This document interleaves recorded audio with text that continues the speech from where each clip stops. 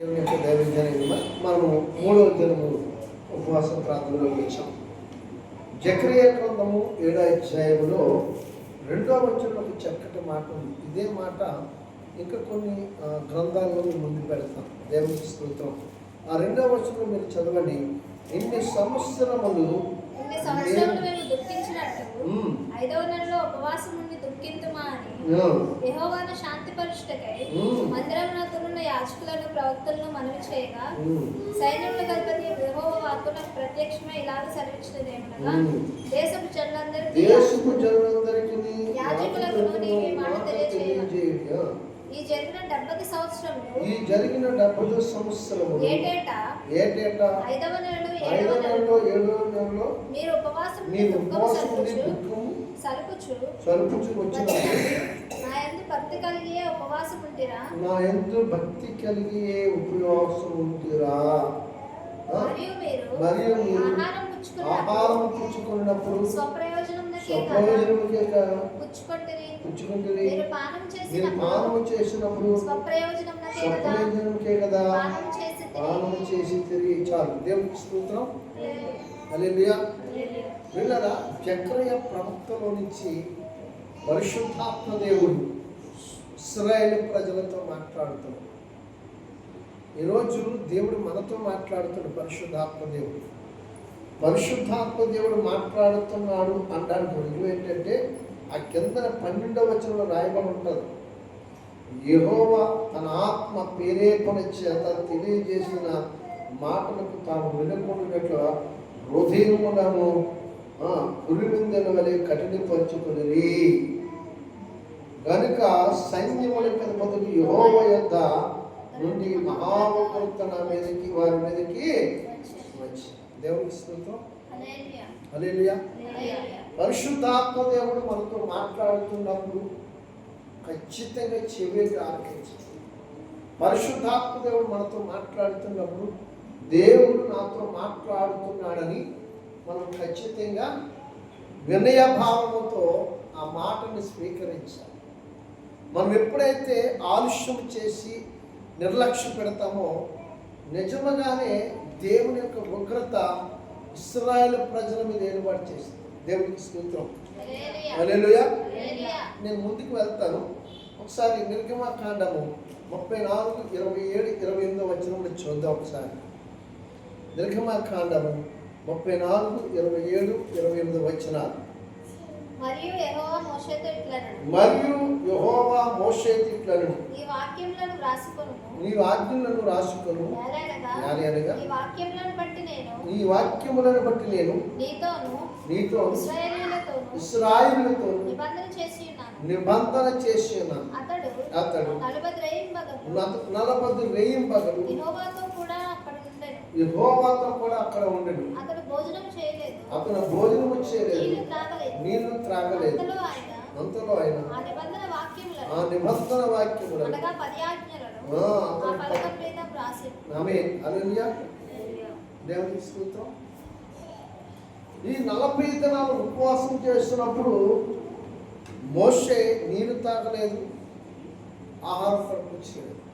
ఇదే మాట యోనా గ్రంథంలో కూడా స్పష్టంగా 3వ అధ్యాయంలో 8, 9 వచనాలు కూడా రాయబడి ఉంటాయి. దేవునికి స్తోత్రం. ఎందుకు వాళ్ళ పానీయములు కానీ ఆహారం కానీ పుచ్చుకోలేదంటే ఇక్కడ జకరియా గ్రంథంలో మాట్లాడుతున్నాడు దేవుడు.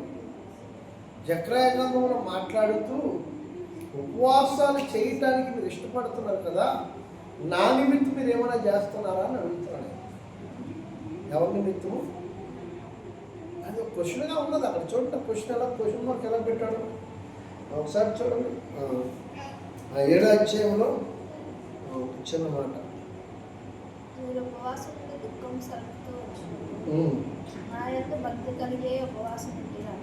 ఉంటిరా, దుఃఖింతిరా, ఈ మాటలు ఎలా ఉన్నాయి?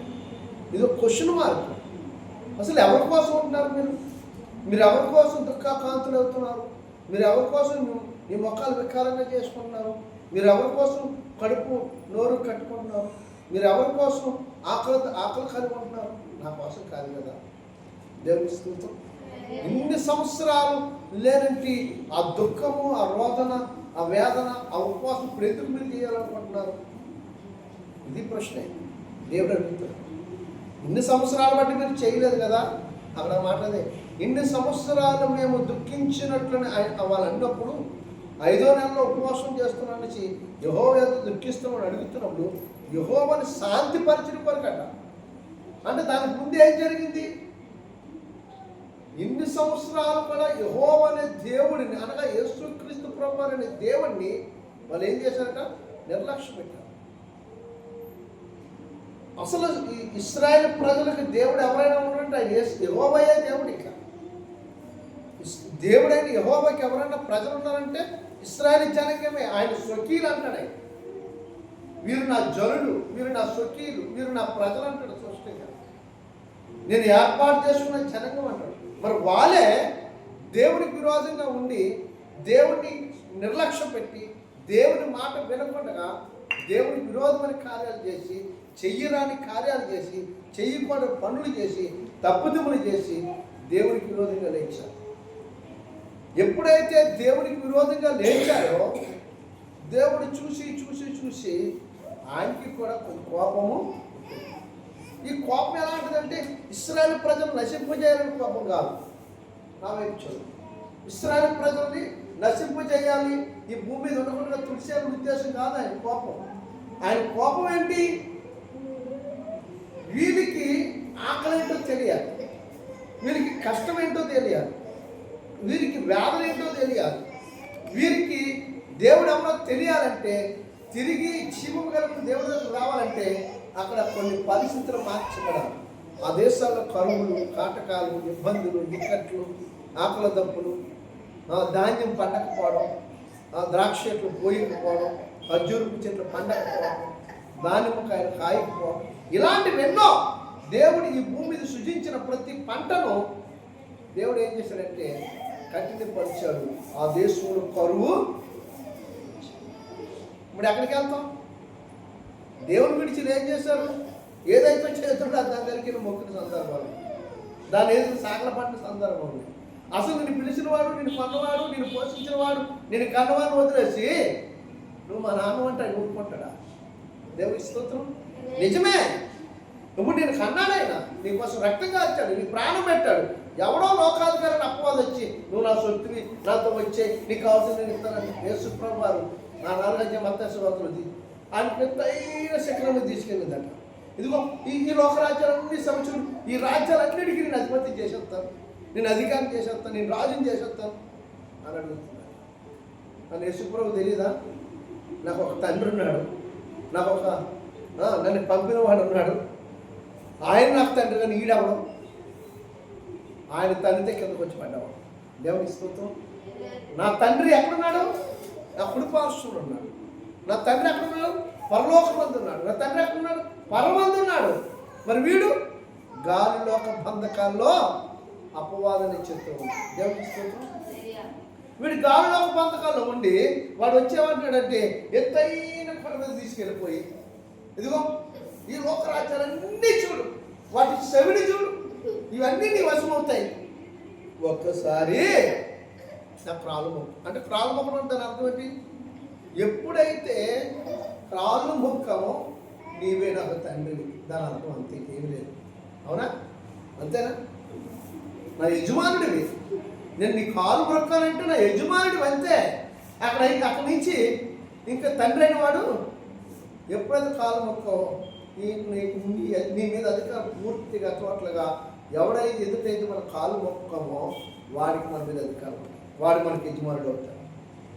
నా యజమానుడు ఈ లోకాధికారి కాదు, నా యజమానుడు ఈ లోక సంబంధమైన వ్యక్తి కాదు. నా యజమానుడు గాలి లోక బంధకాలు అంటే ఒక మొండెం కాదు. నా యజమానుడికి ఒక రూపం ఉంది, ఆ రూపమే నాకు ఇచ్చాడు, ఆ రూపమే నా స్వరూపం. హల్లెలూయా, హల్లెలూయా. కనుక నా యజమానుడికి నీకు ఏ సంబంధం లేదో, ఇవన్నీ నా యజమానుడు ఇచ్చినాయి, నువ్వు వచ్చి చూపిస్తున్న వాస. హల్లెలూయా. ఇచ్చిందా కదా? తండ్రిని దేవుడు ఇచ్చాడా? అపోది ఇచ్చిందా? ఈ లోకరాజ్యం